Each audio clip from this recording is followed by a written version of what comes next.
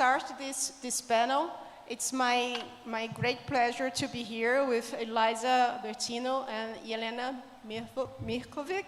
I don't know if I pronounced well your name, Jelena, and Daniela Oliveira. The idea of this panel is to bring us some inspiration for Brazilian community, and particularly in cybersecurity. So this is what we have here are three leaders in cybersecurity. Elisa, I study and I have as a reference of my all papers and works. And also Jelena is very well known for their work on cybersecurity and test beds. And for sure, I have used Data Lab and all this infrastructure that she have been involved along the years.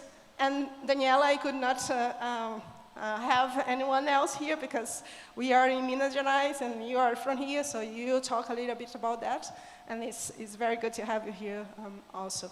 So my idea with this panel is to have these 10 minutes from each one of them.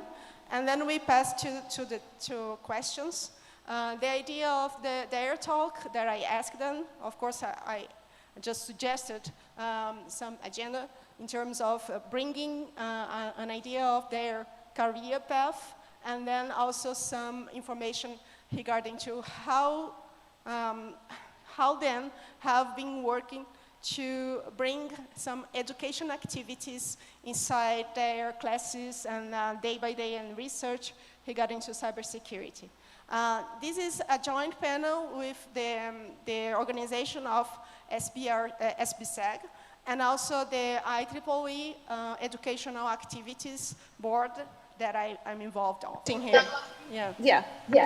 Okay, so I'll talk first about my career path, and then I'll talk a little bit about my research and education work. So I started I came to computer science in a strange way. I was first doing high school that specialized in economics, so I was studying to be like an accountant, or I would go on and get a bachelor's in economics.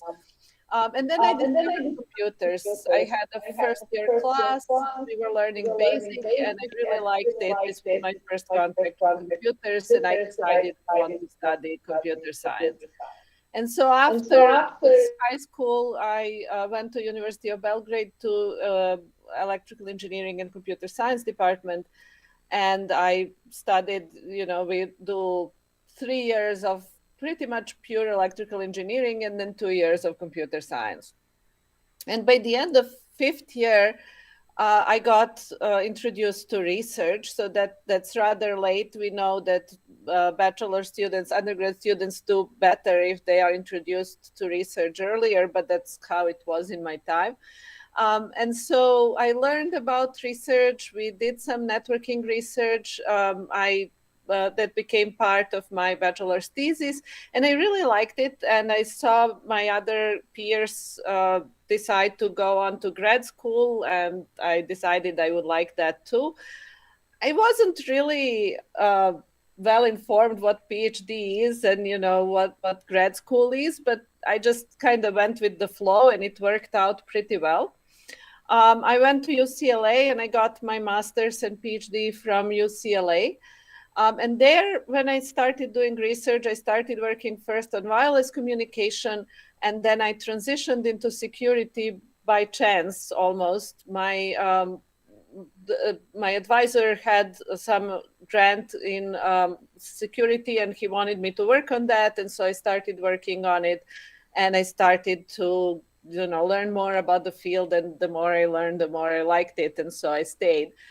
And I found it very engaging and interesting field. I like that instead of working to just further some performance and, conquer natural laws, we are fighting a live enemy. And that means that field changes all the time. It changes with the attacker tactics. It also changes when there's new technology, because that attracts new kinds of attacks and new attackers. And new technology might bring also new vulnerabilities that we haven't seen before. And there are also some key concepts in cybersecurity that remain relevant. So over time, as new technology and new threats arise, we can see that we can apply some old concepts and then we have to innovate a little. So you're not really starting from scratch with each of these challenges, which is also very nice. And then after graduating, I went into academia. I was, again, not very well informed what faculty job entails. I thought, I was deciding between industry and academia. I talked to my advisor and he said, well, you should go into academia. And so I did. And it turned out to be the right choice for me. I was very lucky that, I really liked it. I discovered this is what I want to do. And I stayed and I learned kind of on the job. So I've done a lot of research in different areas in cybersecurity. My biggest area was distributed denial of service. This is where I worked as a student, and I continued working in that area after my graduation. I came up with many defenses against DDoS attacks. So for people that haven't heard about these attacks, they overwhelm the victim by sending a lot of traffic. So the victim is usually some kind of online service, and there's a lot of traffic thrown at that online service, so it cannot process its legitimate client's requests. And the server appears down, and then usually the motivation is either to bring that server down for revenge or for political reasons, or to ask for ransom, for pretty much payment to stop the attack and let the server come back up. And so I proposed many different defenses against these attacks. Some were working at the source of the attack, because that's usually a compromised machine that is part of a botnet. It's not a willing participant in the attack. Some defenses were working at the victim, which is the best place to put the defense because that victim is really motivated to stop the attack, so they have economic reason to deploy the defense. And some were working in the core of the network, protecting many internet hosts from attacks.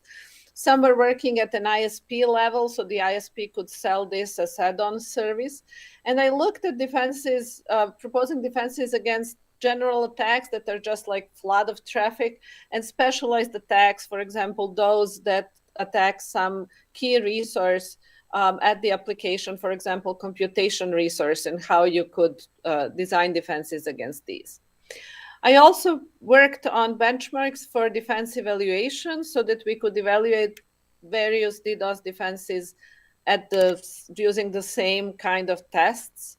And then I also worked on first book on DDoS with 3 other co-authors.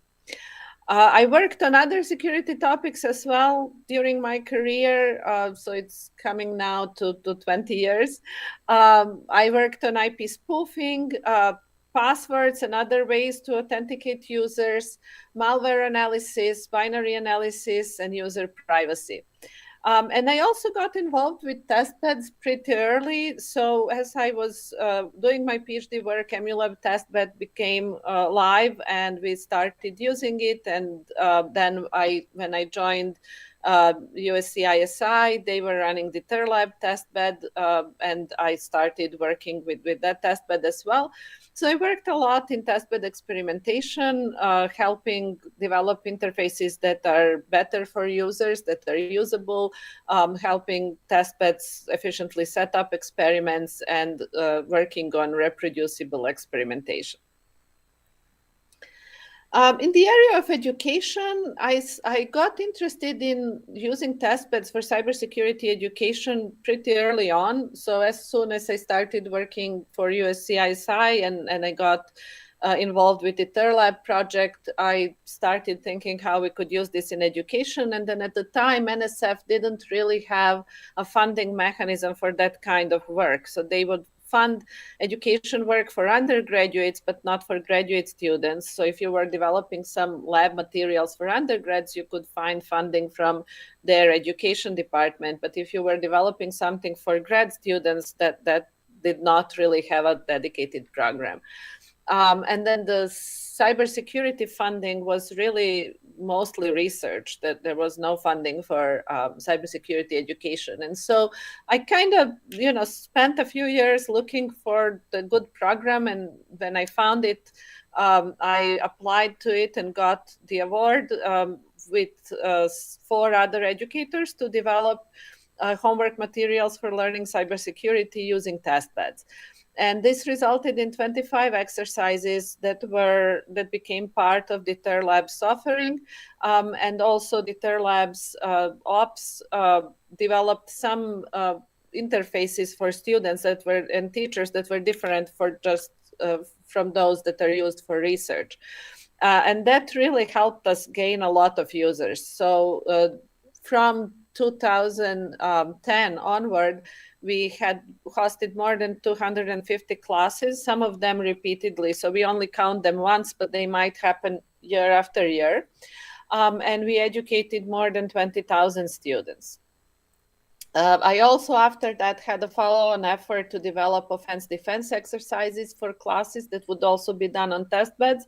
And these are less structured. So unlike homework that has very prescribed steps, in these exercises, students work in teams, and one team gets some resources to protect and secure and monitor, and the other team attacks those same resources. So students really learn adversarial thinking, and they put to practice what they learned in class.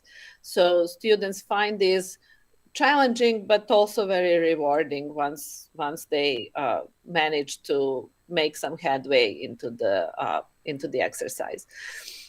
And they also work to remove barriers to learning on testbeds. We found over time that students in classes are very different crowd than researchers when using testbeds. They have less experience with Linux, and most testbed use is Linux-based. And they are less knowledgeable about operating systems or networking. So they face these obstacles to learning. They have to learn some things about how to use a test, but that's pretty hard for the beginner. And so I worked to develop some ways to help these students, either through user interfaces that are better aligned with what they can do, or through automated monitoring of student progress and providing automated hints when they seem stuck. So I'll talk a little bit about challenges that I think everyone can relate to, and women are especially prone to facing these challenges because they, sometimes might be in minority in computer science and might feel an imposter syndrome due to that. And when we talk about work-life balance, women are also often mothers and have to engage in taking care of children to much higher extent than fathers in a lot of families. And so, one challenge that I faced was feeling a little bit behind. That especially happened when I was going from high school to university, because I was coming from a high school that was focusing on a completely different area than I wanted to study. And then when going from bachelor's to master's and PhD, I was pretty much immigrating into US and from a very small country called Serbia in Europe. And so I felt that I'm coming from a disadvantaged position, to a new country with a new language and new culture and, new different kind of education and everything. And so what I learned over time is that hard work is often worth more than prior advantage. So you can overcome disadvantages. It does take more work, but if you feel like you're coming from a disadvantaged position, just be patient with yourself and be persistent, and I think it will pay off. I actually saw a lot of people coming from more advantaged positions fall behind because they thought, oh, well, this is so easy. I already know a lot of this. So hard work pays off, at least from my experience. Imposter syndrome is another challenge that I know a lot of people face. This is when you feel like, oh, everyone else is smarter than me, more successful than me in publishing or in career path or this and that. And I think it helps to know that everyone feels like that, and the best you can do is just invest a lot of effort, do your best effort, and focus on the process, and just understand you're doing something for yourself and not for others. For example, if you are doing grad school, you're doing it for yourself, and you shouldn't really be comparing yourself to others. You should just say, am I satisfied with this outcome? Do I enjoy doing this? Do I feel that I've done good work, for example, on this paper or this research? Publication rejections are very hard to deal with in grad school, and later if you end up doing career in research. And what helped me there is to understand that it's mostly about writing. If the publication is rejected, oftentimes it's not that the research is bad, it's just writing needs to be improved. And if you take it from that perspective, then it helps to understand that this is just process of revising and resending, and eventually it will get in when you get your message right. Next challenge was unclear funding. So I'm in a research faculty position, which means we are on soft money. We are fully funded from grants. And sometimes it's challenging to, look for these grants and pitch different ideas. And sometimes you might feel, well, I'm doing research in X, but all funding opportunities are in Y. And, how do I align my research with what's hot nowadays? And so what I pretty much did is I try to do good research. I work on what I like and what makes me excited, where I feel I can contribute ideas. And I kind of had this belief that funding will follow, and it really did. Most times in my life, if I did good research and I persisted and I kept my eyes open, a funding source would appear eventually, and I would be able to be successful and continue doing research in that field. But you also want to diversify your research. You don't want to become an expert on one little narrow set of problems. You want to try to spread a little bit, and it helps also because you grow intellectually. You learn a lot of different things. You don't just get stuck in one little aspect of your field. And then lastly, work-life balance. This is something that is always a struggle for me. So I don't know that I have a good advice other than, over time I learned to embrace chaos and understand that work is never going to be done. So I can't really strive to, work and then have fun. I have to have fun in parallel with work and try to prioritize family and friend time at some point over work, and then recharge and come back to work. So thanks everyone. That's my presentation. Thanks, Jelena. Very good. I mean, embracing the chaos is exactly where I am right now. So, let me try again. Let's pass again. Try again, Elisa. Can we? Should I try sharing Elisa's? Yes, if you can. And then she can speak to them. Yes, because please. we learned that works. Okay, so let me try that. I have them here. Okay. We are still seeing your slides. Yeah, it's coming. It says it's processing, so yes. Hopefully soon. Yeah. Okay.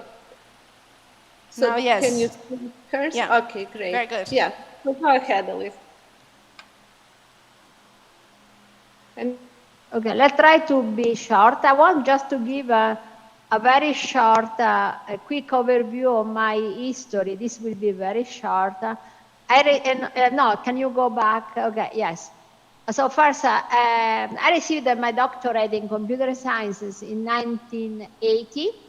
At that time, I was working a lot on database management systems, very far away from security. Then in 82, I got a postdoctoral fellowship position at IBM Research in California. For me, that was a major jump because I went from Italy all the way to California. And in this lab, which had the very top people in relational technologies, at the beginning, I felt a bit intimidated, but then because I said, okay, what can happen to me here? If I don't do well, in the worst case, they will send me back to Italy. And I say, yeah, that's okay. In life, there are worse things. I will not die, I will not get sick. And that gave me a lot of strength, and that gave me a very difficult problem, I must say. But after 3 months, I came up with a solution, implemented everything. I was not expecting to have to write a lot of code. I was thinking I would just write a paper. And they were very happy when I gave it to them, and they offered me the position. Actually, say, But then at that time, we didn't have the web yet, as we know today. I felt very far away from Italy, from my country, so I went back to Italy. Then I went back to California, to IBM, went back to Texas. So I went back and forth. Then in 1990, I became a professor, to my surprise, in Italy. At that time, I was still working on databases a lot, but I started a little bit focusing because of my work at IBM on data security. And then I became a professor in Genoa, went to the University of Milan, where I became the head of the department with 60 faculty, all Italian, all fighting all the times, huge load of students. We had 3,000 undergrad. I was able to increase the numbers. And then I was there when, from Purdue, they asked me if I wanted to consider a position as professor at Purdue. At that time, I was more interested in security. And Purdue has a very large center called the Sirius, where there are many well-known people today. So I said, yeah, I'll consider. So I took a leave of absence. I kept my position for 3 years. At the end, I decided I liked to be in the US. So, and then my research has changed a lot over the year. So I was doing a lot of work on access control, but then now I changed a lot. I work in the security of cellular network. So it's kind of big change, but it's been gradual. And it is due because when you move to a new environment, you see different things. And there are a lot of funding opportunities. As Jelena say, sometimes, you write proposals that are rejected, but, there are many funding opportunities. I learned a lot to listen to ideas by other people, especially from companies, from sponsors. They sometimes have very interesting problems, which I like a lot. And I like to listen. I usually, when I interact with them, I don't like to impose my idea. Many of my colleagues, they try to say, oh, this is what I'm doing. Try to convince the company or the sponsor that they should fund the research that these people do, but they have their own problem. And usually I try to see what their problems are, because I learn a lot, and they come up with new ideas. So I'm very happy to be where I am. Changing environments is really critical, it's instrumental. You have to change to see new things. Today, this is facilitated by the web and the internet, so it's easy for us to get to know different people. But that is what is the key of having a thriving research problem. Now, I like to share a few ideas about education. I don't really work in a cybersecurity education by itself, but I have some methodologies which I apply when I teach some of my courses. So we can move to the next slide. So typically, a very important point when teaching about cybersecurity education is to let the student understand that usually you don't have a single security techniques. So you must combine and use a lot of different techniques. In general, it's also very good to give them an organized perspective. So typically, for example, I classify the various techniques into different security functions. Those would be learning and deploying security policies like access control, firewalls, network policies, which today are very important for zero trust architecture. Then you need to talk and to cover software security, because a lot of software, even after 40 years of research on software security, still has a lot of bugs, even open source software. So we found the 40 vulnerabilities in the Linux kernel last year. So software security analysis is very important. You have a lot of different techniques like static analysis, dynamic analysis, that you can apply and combine to analyze the software. You can also must look into the specifications. In our recent work on cellular network protocol analysis, we found that the specifications of those protocols by the standard bodies have a lot of mistakes, because those are written in natural language by many different people. And of course, if the specification is wrong, the implementation will be consequently wrong. And then we have the problem of hardware security analysis. This is an area which will become increasingly important, especially now when you have this notion of disaggregated hardware architecture, where you can have a much more disaggregated resources that you can combine to have your own hardware platform. So that is very important. And some very tricky attacks requires a good knowledge of hardware and the low layers of the operating system. So that will be incredibly important. Remember that today we have a lot of specialization in hardware. For example, there is hardware for AI, GPU, and so forth. So we need at least to look at microcode and make sure the microcode does not have vulnerabilities and so forth. There is the big area of detection. This is incredibly important, and has to do with the fact that even if you make sure that your system is well prepared to deal with all potential attacks, still attackers can breach inside of your system. So even the well-protected systems can be breached. Therefore, you need to monitor your system, looking for anomalies, strange events that are unexpected. And that is an area where you find a lot of techniques. For example, you have a detection specialized for networks, for hosts, for cyber physical systems. Then you have a special detection mechanism if you want to detect ransomware, because a ransomware has its own, the processes which may run a ransomware do a lot of fast I/O typically, for example. That is a sign that you may have a ransomware. But once you detect some anomalies, you need to do something, okay? If you think anomaly may be related to an attack, we need to manage the attack, to do something in real time usually, like understand what can be the potential attack, contain the attack. So because attackers very often try to move in your system when they are attacking it.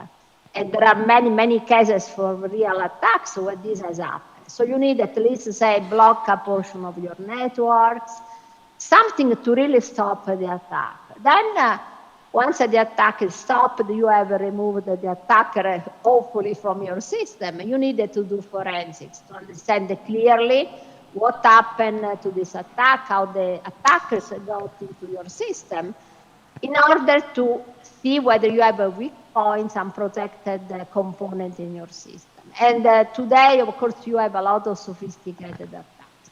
So I find this to be very useful as a conceptual paradigm for students. And basically today, a lot of those functions can also be enhanced by AI and machine learning. So a lot of them that are today, these new techniques that you can use combined with the existing one. So can you move to next slide? And in general, a good approach to deal with security is to have a good security life cycle. This is very intuitive, it's very easy, which you say, I must prepare my system to withstand attacks. So you do your best to make sure everything is right, that you have all the defense mechanisms in place. But as I said before, this may not be enough. So you needed to monitor and detect. When you find some anomalies, you needed to diagnose what this anomaly is, try to understand what can be perhaps a next step if this is an attack, and then you needed to react and recover. And now this is a very systematic approach. I think it's very useful for students to have a very clear view of what means securing a system. There are many useful resources which I use. One of them is the MITRE knowledge base, where we see an example here. This is very useful because basically, as you can see, a number of steps, those are the steps followed by the attacker. Attacker will do a lot of reconnaissance to look about the external border of your system, try to find the weak point. Then we'll try to do an initial access. So we'll do a lot of steps. And what is very nice, that for each step, this knowledge base contains a lot of attack vectors, all the ways in which a step can be executed. Keep in mind that, of course, not all attacks follow all those steps. In some cases, an attack may have only a couple of steps. But in general, it's very difficult that you have an attack which has only one single step. And this is really interesting, again, and somehow relates very well with the security life cycle. Now, something else which I found, and of course, test beds that were discussed by Jelena are very important for students to practice, to try to configure systems, do defenses, do attacks. But can we move to the next slide? What I found for the student to be very interesting is to look at real case studies of actual attacks. And some of them are very well documented. So typically what we do in my class, we look at some of them, and I keep adding some more to my classes, where we look at real attack and see which are the steps. And the students then have a project, they have to do some assignment in which they can say, how would the steps of this attack be prevented or mitigated by which techniques? For example, we were looking at the use of AI, so we could say there are traditional techniques, but can we combine them with some machine learning techniques to prevent some of those steps? So typically this spring we looked at the targeted data breach. This is very interesting because it's an attack where the attacker changed the strategy at a certain point because they couldn't find what they were looking for. Can move on to next slide. Another very interesting attack is the solar wind. This is today very critical because it's related to the problem of secure supply chain. So what this attack did is extremely well known everywhere, I believe, that the attacker, what they didn't attack directly the companies from which they wanted to steal data.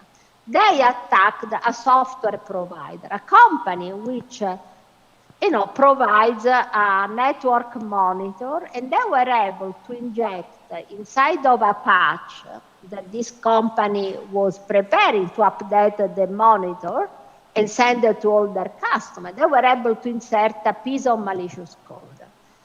And so they were able to do this without being discovered. And then the company sent the patch to a huge number of customers. And all those customers were infected. So this means a single attack can therefore result in compromising a huge number of people. So the problem of software secure supply chain is a critical problem. And studying this attack is very important, for example, because it's very sophisticated to start. And then when you ask, but how did the attacker got inside this company, providing the software? So some hypothesis is that a submarine intern had hard-coded a password to the server managing the patches and in some software. And this software was stored in publicly available GitHub server. The attacker were able to get this software, which was available to everyone, get the password, and then use the password to access the server. This is one hypothesis. This shows, for example, that even it's very important to apply, in many cases, conventional guidelines for security. When dealing with credential, one should never store credential in plain text in software because attackers can easily extract from that. Then, can you, next slide. Then, of course, the other type of software of attacks that we have been looking are the ransomware. Those are yet another type of attack showing other things. In this case, again, data is the target of this attack, but detecting ransomware requires, for example, specialized type of anomaly detection. So a lot of ransomware does a lot of fast I/O very quickly, because ransomware has to be very quick. So it has to read very quickly all the data and use a lot of fast I/O, and also does a lot of encryption. So you can easily recognize if a process may be running a ransomware because of those indications.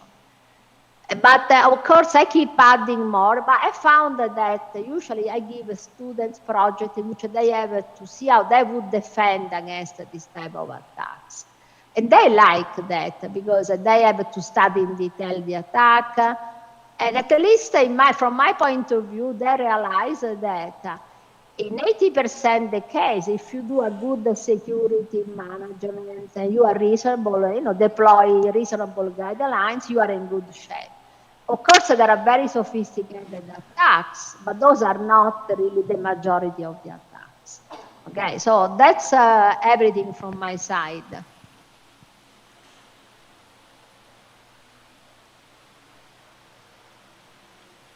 Thank you so much, Elisa.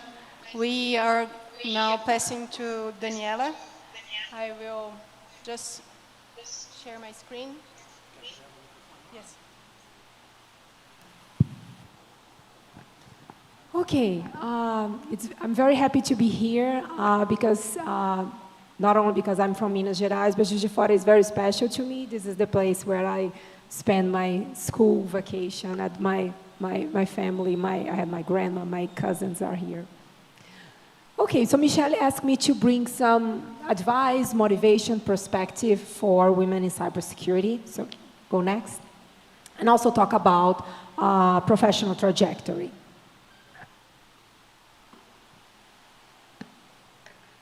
Can go next. So a little bit about my education and professional trajectory. Okay, so I'm from Minas Gerais. I'm from Patinga, a bit far from here. Next. And then I did my undergrad at UFMG. And then I did not only my undergrad, but also my master's at UFMG. And for those that know Alex Borges, the organizer of this event, he was my lab buddy during the master's phase of my career. And in 2004, so can you go next, Michelle? And in 2004, I moved to the United States to pursue my PhD in computer science, more specifically operating system security. So in terms of advice, I remember that when I was almost 30 years ago, when I was doing my vestibular, the entrance exam, I remember everybody saying that computer science was the profession of the future. And 30 years after, it still is, and cybersecurity even more so. There was no such a thing as cybersecurity at that time. And just to give an example, at the National Science Foundation, when I am right now, we are trying to rethink the program. What's cybersecurity in the next 10 years? What we thought it was in the last 10 years, everything changed. The threats changed, the landscape changed. We're thinking about AI breaking crypto, AI being used as a weapon. So things are changing, so there's so much to be done. So there's a lot to be done in cybersecurity. So after my graduation, I started as an assistant professor at the Baldwin College in Maine. And I started this, it was a very small college, and I started the systems area there. Next, Michelle. I was very fortunate to get my NSF Career Award. I remember Jelena talking about funding. It's something that's so important, so crucial for us when you are in the United States. And that's how we are able to actually sustain a lab. So the NSF career allowed me to initiate my career. Next. And in 2014, I got the greatest honor of my life to get the PK's award. I remember that after shaking hands with President Obama, I found difficulty washing my hands on that day, so it was hard. Next. Then in 2014, I moved to the University of Florida. Next. And again, reiterating what Jelena was talking in her part, funding is just crucial, and I was able to secure fund in different types of agencies, and also going through what Jelena said about funding will follow, but it's a lot of rejections in the process. Diversity and inclusion was always very important in my career. Over the course of my career, I had 44 students in all levels, and I tried, at any point in time, my lab was about 50% minorities. Minorities in STEM, minorities in terms of ethnicity. Next, Michelle. Okay, so now comes the part that I bring something new, the advice that I give to my students now, advice that I wish I could give to me 20 years ago. Next. So first of all, it's be yourself. In cybersecurity, you're going to see a lot of buzzwords coming and going, IoT, blockchain, AI, and it's very tempting to try to jump to the next buzzwords because you might think that you're going to get papers faster or because that's the hot area. Don't fall for that unless this is you. Otherwise, next. You're going to be setting yourself for failure and frustration because you are doing something that you are not excited about. And we all have talent, some talent that is us. So don't chase the buzzwords. That's one piece of advice. Jelena also mentioned that I really love her slide about the challenge. I was just nodding at every point she was making. Work-life balance, very important. I have met over the course of my career some colleagues and researchers and role models who made me feel that being successful in this profession means spending 16 hours per day working, at least. Sleeping is for the weak. I really remember seeing this phrase many years ago. Eating poorly, like pizza, Cheetos, Coke, lots of coffee. And not having fun, not having downtime, not having time for doing nothing. The mindset is that your work should be your fun. Next. So now work-life balance is non-negotiable for me, so that's the advice I give to my students because I spend a lot of time hurting myself in the sense and thinking that that was true, and it's not. So I advise you to have hobby, to have friends, 40 ones count, to have significant others, to have children, 40 ones count as children, to sleep well, eat well, exercise, take care of your health, enjoy life. Life is very short. Spend time with your family. Next. And I really like this book. It's based on science, so this author compiles science about rest and how we can actually be more productive when we rest. So I really love this book. I recommend you to read this book. So another advice that I give to my students is to develop and nurture their creativity. Again, Jelena was talking about grants, right? Writing grants, writing papers. This is all about being creative, right? Our profession is about being creative. So we tend to be so busy with everything we do every day, the technical papers on your field and your busy life, that you forget your 6-year-old curious version of yourself. And we should resurrect that version of yourself that was curious about everything. And engage in idea-generating habits, and reading. It's one of the most idea-generating habits that I believe there are. Not technical papers, no, forget about the papers for this activity. Biographies, spy books, nonfiction, fiction, everything that's known your field. Next, please. And I really recommend these 2 books for resurrecting your creativity. They are fantastic. Next, Michelle. And last but not least, my piece of advice is be kind. That's a lot of unkindness. I mean, in any profession. Be ethical. This is non-negotiable.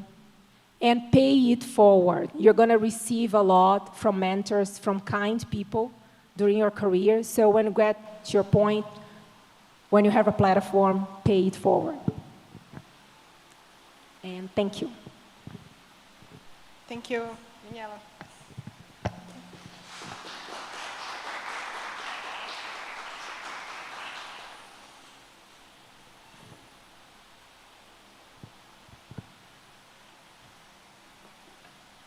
Okay, so now we can pass for some questions, to take some questions from the audience. Before passing, I really appreciate your time, Daniela, Jelena, and Elisa. Was a little bit trouble in the beginning, but I think we could find a way to move forward. And I will pass for the questions of the audience.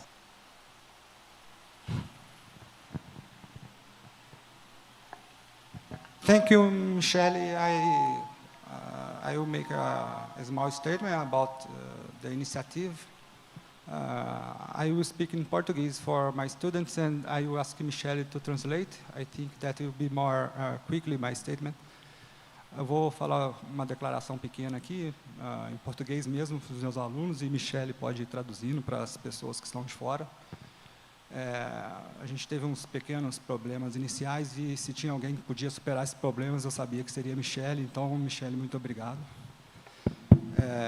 Essa iniciativa de mulheres em cibersegurança é uma iniciativa pioneira aqui para a gente. Eu acho que foi o evento satélite que mais chamou a atenção da mídia local, da imprensa da universidade, e com certeza isso atraiu pessoas interessadas para os nossos cursos, mulheres interessadas para os nossos cursos. Foi um exemplo de mulheres, não só em cibersegurança, mas mulheres em profissões que têm uma defasagem por mulheres, né? Engenharia, computação, sistemas de informação. A minha declaração pessoal é que eu sou colega da Daniela já faz algum tempo, ela foi praticamente a minha primeira advisor, a minha primeira orientadora mesmo na graduação, então obrigado por ter vindo, Daniela. Thank you for coming. Daniela was practically my first advisor when I was in the undergraduate course. Thank you for all your inspiration for my career. Você está sendo muito humilde, a gente era lab buddy. E eu sempre lembro assim que a gente trabalhava muito, mas a gente ria muito também, né? Mas era mais por sua causa. Acho que você fazia todo. Ele está sério aí, mas ele fazia todo mundo no lab rir. Então, assim, você fez o nosso mestrado ser bem mais leve. Eu que te agradeço. E, por fim, eu pessoalmente peço desculpas pelos issues, pelos problemas, mas foi uma iniciativa pioneira. Não é fácil juntar mulheres ao redor do mundo com uma interface de comunicação tão difícil e durante um evento ao vivo. Então, obrigado por ter superado isso tudo, Michelle, Daniela, Elisa, Jelena. Thank you for the initiative. E agradecer também o suporte do I3E por toda essa iniciativa, foi importante para a gente. Obrigada, Alex. Thank you so much, Alex. Jelena and Elisa, just to give you what was going on here, we had the general chair of this conference, and he was just saying how important this initiative was for this event. This is the first edition of this Brazilian women in cybersecurity. So we intend to continue this kind of events, next editions. And this is very important for all the audience, and the number of students that we have is very small. So this kind of event, and having you and Daniela that we, of course, can see as leaders in this area is very important to motivate them for the future career path. So I really appreciate your time. I still will ask if we have any question from the audience. We are running out of time because of we got some delay, but we can get some question.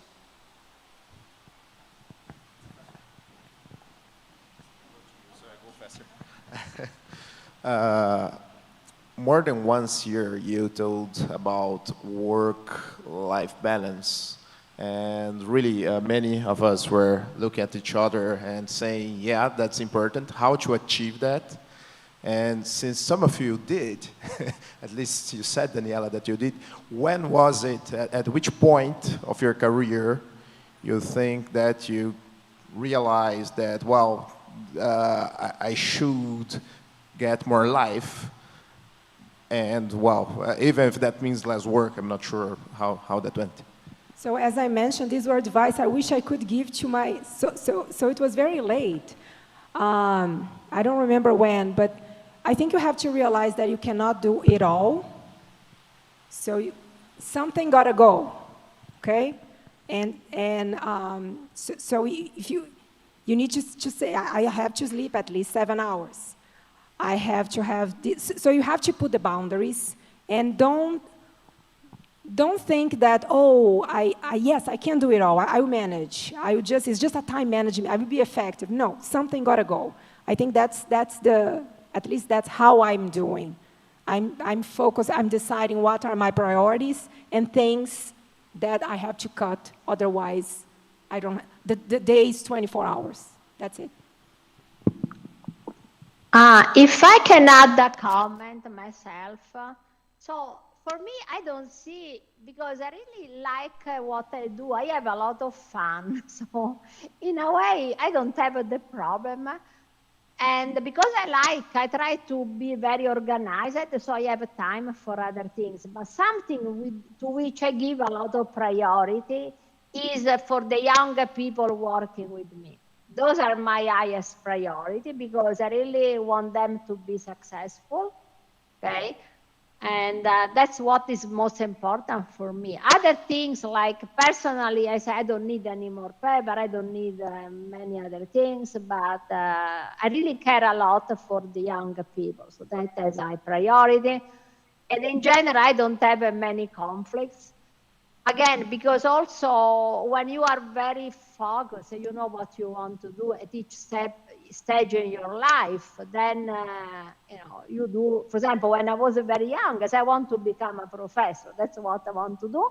How does one become a professor in Italy? Of course, I quickly realized that what to do I did and moved forward.